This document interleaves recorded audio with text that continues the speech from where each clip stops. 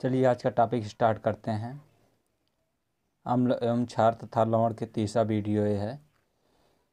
Hydrogen ion सांद्रण तथा pH के मान के बारे में जानेंगे। PH value and hydrogen ion concentration.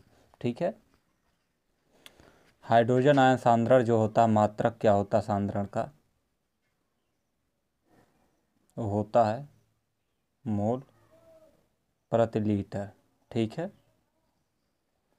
मोल प्रति लीटर होता है, मोल प्रति लीटर।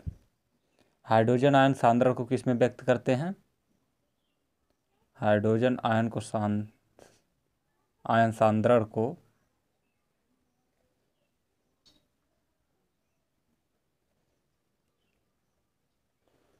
प्रायः हम मोल प्रति लीटर या ग्राम आयन प्रति लीटर भी कह सकते हैं में व्यक्त करते हैं। ठीक है, प्रति लीटर में व्यक्त करते हैं।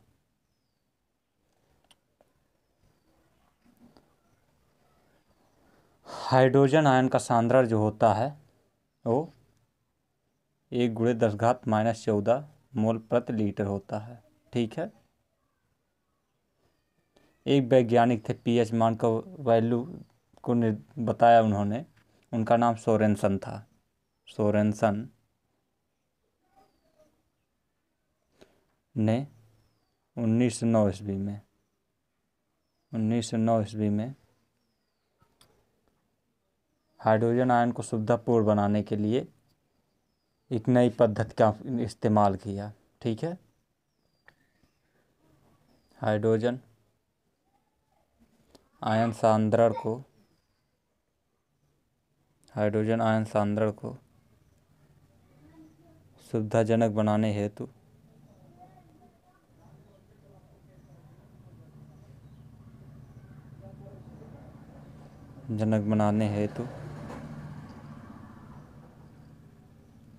एक नई पद्धति बनाई।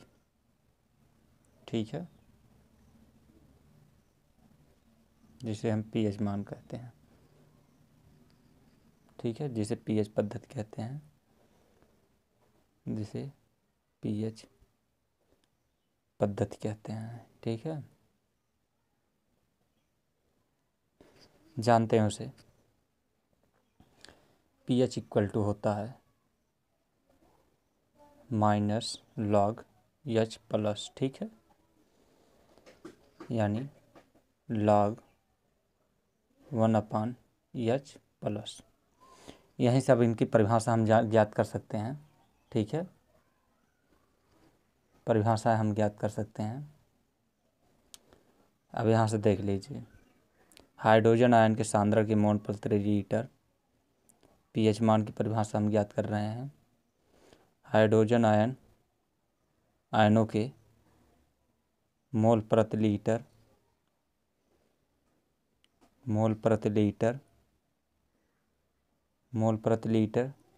में सांद्रण के ऋणात्मक लघुगणक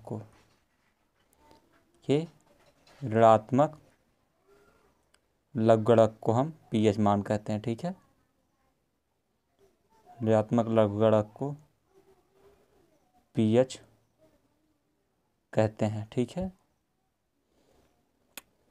या ऐसा भी लिख सकते हैं H+ इक्वल टू 10 - pH। ठीक है,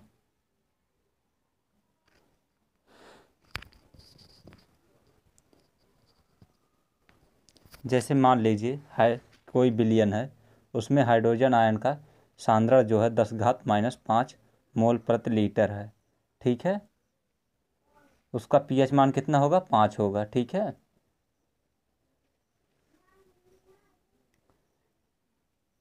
यदि किसी में 10⁻⁻12 है, किसी विलयन में मोल प्रति लीटर, ठीक है, तो उसका पीएच मान कितना होगा? 12 होगा। ठीक है,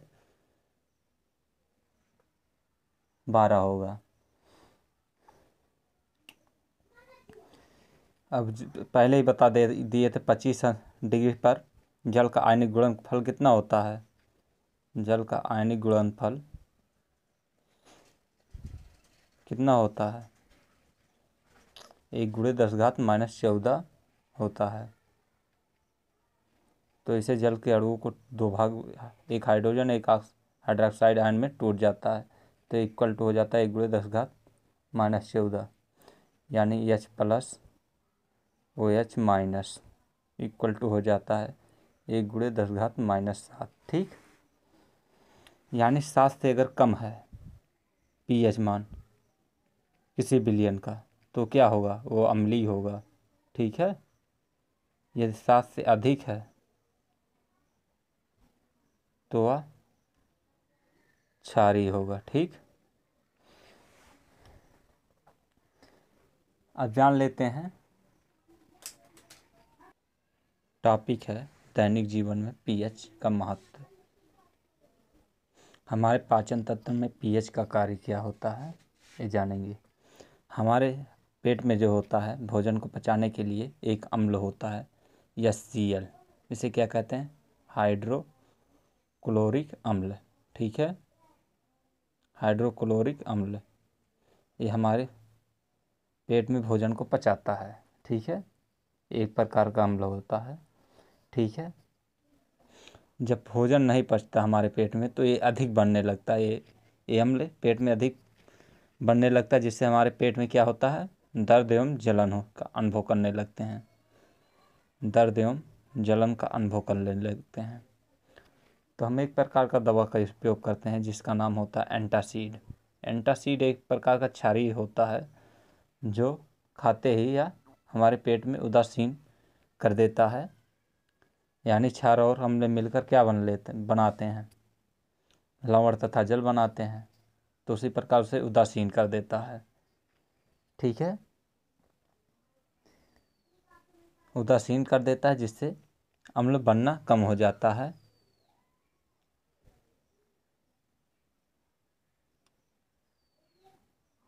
जिससे अम्ल बनना कम हो जाता है और दर्द और जलन से हमें राहत मिल जाती है, तो उसी प्रकार उदासीन कर देता है। जैसे मधुमक्खी है,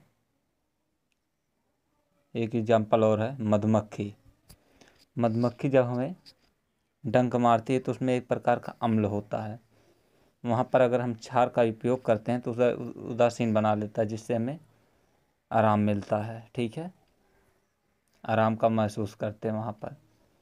ठीक है, अम्ल को छोड़ती है। ठीक, बेकिंग सोडा इत्यादि का हम इस्तेमाल कर लेते हैं वहाँ पर क्षार का, तो वहाँ पर हमें राहत मिल जाता है।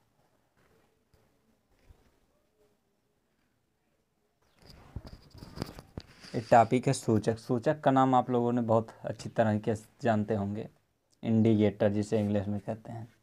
गाड़ियों में लगी होती है इंडिकेटर, जिससे हम रोड पर दे देते हैं सिग्नल तो समझ आता है इंडिकेटर के माध्यम से।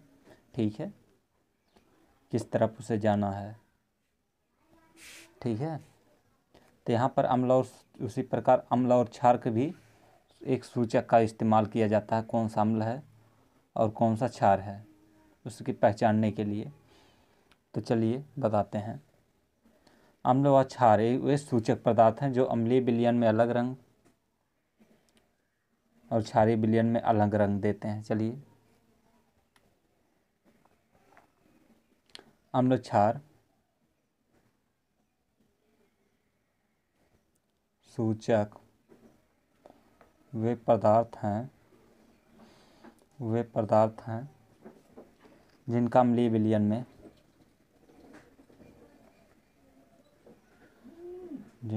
विलयन में एक रंग व क्षारीय विलयन में दूसरा रंग होता है। ठीक है, दूसरा रंग होता है। जैसे लिटमस पेपर का नाम सुना होगा। ठीक है, लिटमस पेपर ये अधिकतर लैब में इस्तेमाल किया जाता है। लिटमस पेपर इसका जो पीएच मान होता है 5.5 से 7.4 तक होता है। ये अम्लीय विलयन में कौन सा रंग देता है? अगर अम्लीय विलयन में इसे डुबाते हैं तो ये लाल रंग का देता है। ठीक है, लैब में इसे सबकी पहचान की जाती है अम्लीय विलयन में। यहाँ पर लिख देते हैं अम्लीय विलयन, यहाँ पर क्षारीय विलयन। क्षारीय विलयन में कौन सा देता है? रंग नीला कर देता है। ठीक है, उसी प्रकार एक है मिथिल ऑरेंज, जो याद है हमें वही बता रहे हैं। मिथिल ऑरेंज जो होता है 3.1 से 4.5, ठीक, पीएच प्रेशर होता है इसका, ये लाल देता है। ठीक है, और क्षारीय विलयन में ये पीला कलर देता है।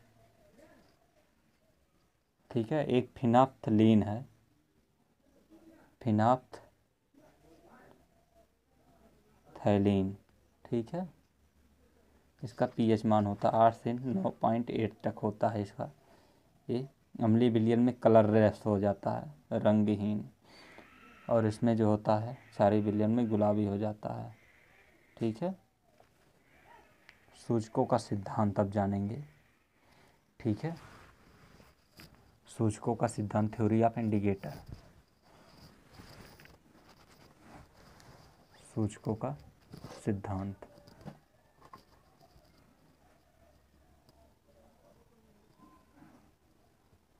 सूचकों का सिद्धांत। ठीक है, कई लोगों ने इसे सिद्धांत दिया अम्ल क्षार का। तो एक वैज्ञानिक थे वो ओस्टवाल, तो उन्होंने भी एक सिद्धांत दिया, ओस्टवाल का सिद्धांत जिसे हम कहते हैं। उन्होंने क्या दिया जानते हैं। ठीक है, उन्होंने ये कहा अम्ल क्षार सूचक कोई दुर्बल कार्बनिक अम्ल होता है। उन्होंने सीधा कहा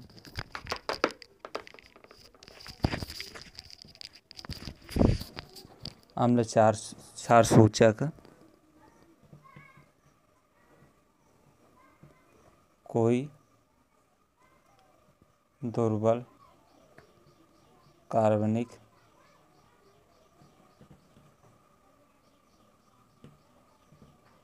अम्ल होता है, या फिर दुर्बल कार्बनिक क्षार। ठीक है, इन्होंने ऐसा कुछ कहा, दुर्बल कार्बनिक क्षार। ठीक है, दुर्बल विद्युत अपघट्य होने के कारण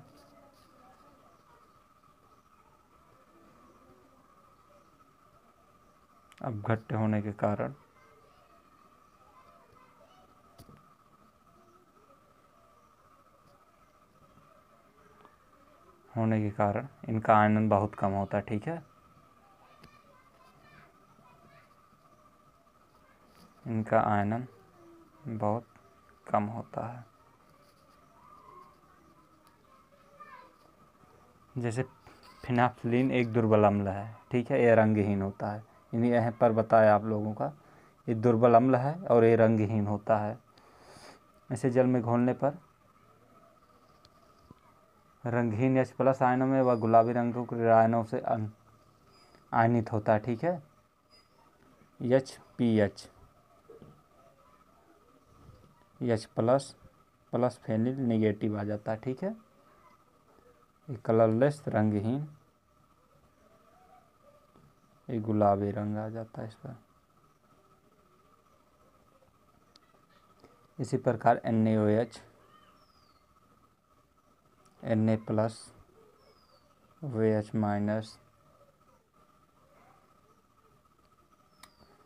H+ OH- equal to H2O, ये दुर्बल वैद्युत अपघट्य हैं। दुर्बल वैद्युत अपघट्य Na+ plus pH negative, NaPH प्रबल वैद्युत अपघट्य, प्रबल वैद्युत अपघट्य। ठीक है,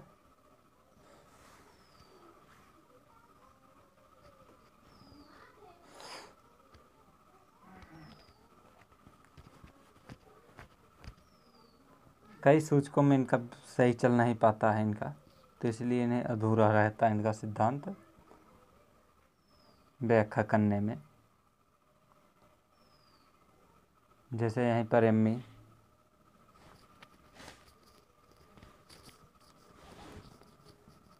ई प्लस Cl माइनस MECl, यहाँ पर ये प्रबल वैद्युत अपघट्य हो जाता है। ठीक है,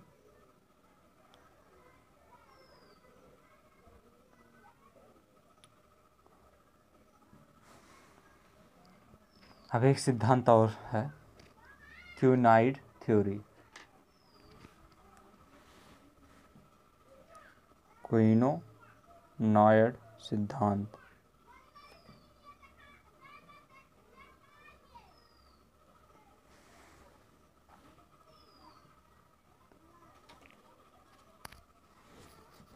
क्यूनाइड सिद्धांत, क्यूनाइड सिद्धांत यह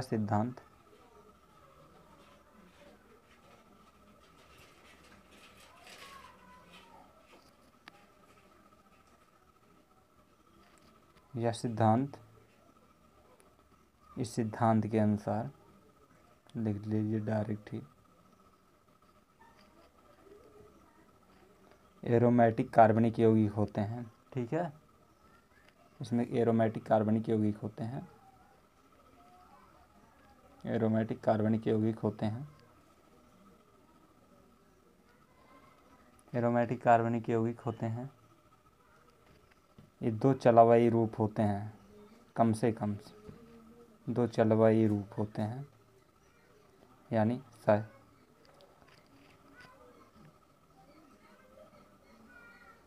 एक को हम बेंजोनाइड कहते हैं, बेंजोनाइड, एक को हम क्विनोनाइड कहते हैं। ठीक है, क्विनोनाइड कहते हैं।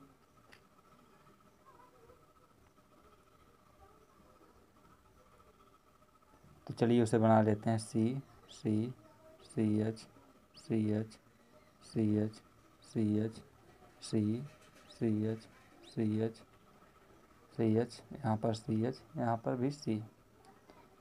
यहाँ पर देख लीजिए ये ऐसा कुछ बनेगा, यहाँ पर डबल बांड, यहाँ पर भी डबल बांड, यहाँ पर सिंगल बांड, यहाँ पर डबल बांड, यहाँ पर एक सिंगल बांड रहेगा, यहाँ पर भी सिंगल बांड रहेगा, यहाँ पर डबल बांड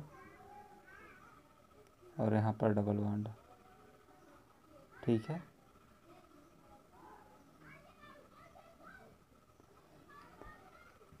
इसे हम डार्क कलर है ये। ठीक है, डार्क कलर्ड, इसे हम क्विनोनाइड कहते हैं। ठीक है, क्विनोनाइड, इसे हम कलरलेस है, इसे हम बेंजोनॉइड कहते हैं। ठीक है, अब कुछ जानेंगे इसके जनरल प्रॉपर्टीज के बारे में। ठीक है, स्क्रीनशॉट मार लीजिए इसका। ठीक है,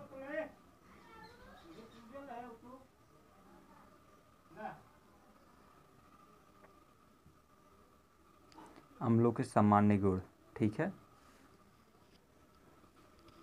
के बारे में बात करते। अम्लों के सामान्य गुण, पहला है प्रबल अम्ल जो होते हैं, जैसे H2SO4, बहुत संचारक होते हैं, प्रबल संचारक होते हैं। ठीक है, संचारक, प्रबल संचारक होते हैं। जैसे तेजाब का नाम जानते होंगे, तो ये कपड़े उपड़े पर पड़ता है तो तुरंत जला देता है। जैसे कपड़ा, लकड़ी, त्वचा, कागज आदि को क्या कर देता है, गलाकर नष्ट कर देते हैं। आदि को गलाकर नष्ट कर देता है, नष्ट कर देते हैं। ठीक है।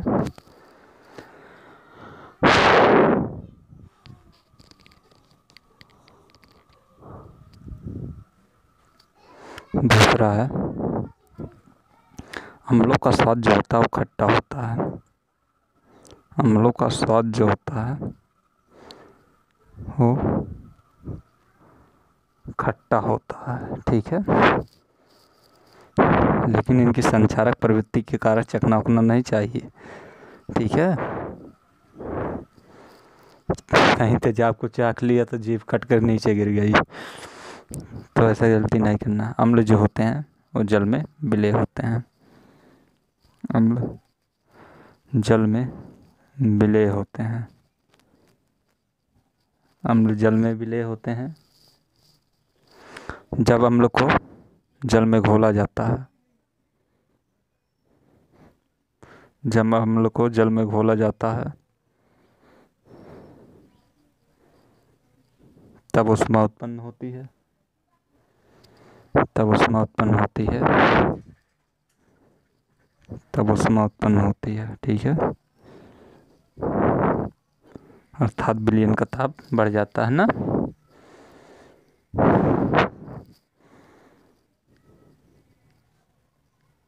विलयन का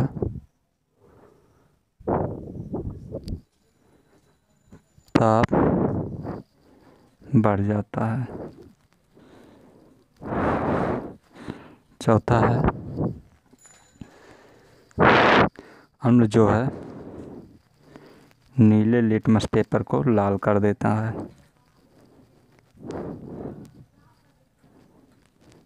पेपर को लाल कर देता है।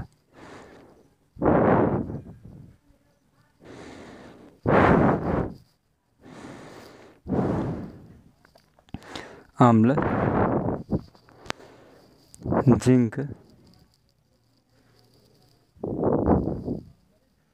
जिंक मैग्नीशियम आदि धातुओं के साथ क्रिया करके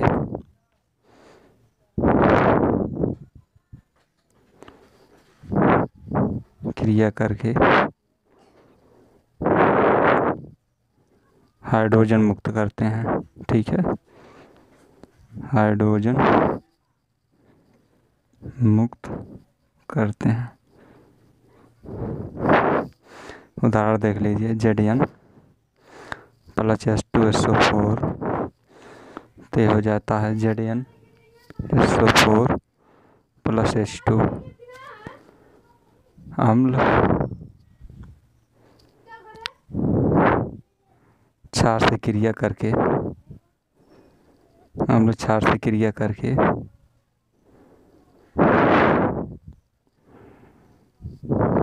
लवण और जल बनाते हैं। लवण एवं जल बनाते हैं। ठीक है। लवण एवं जल बनाते हैं। HCl प्लस NaOH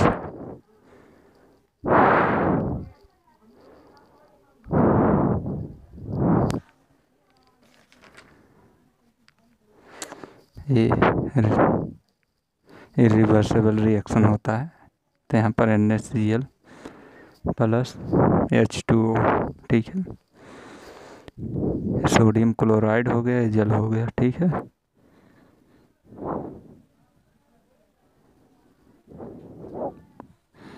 हाइड्रोक्लोरिक अम्ल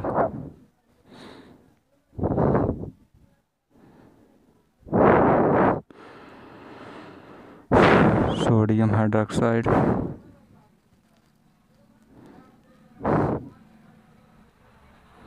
ये जिंक है, इसे भी लिख देते हैं। ये सल्फ्यूरिक अम्ल। ठीक है। ये जिंक सल्फेट है, यह हाइड्रोजन है। ठीक है। चलते हैं इसी पर आज इस वीडियो को ख़त्म करते हैं। कल मिलेंगे। धन्यवाद।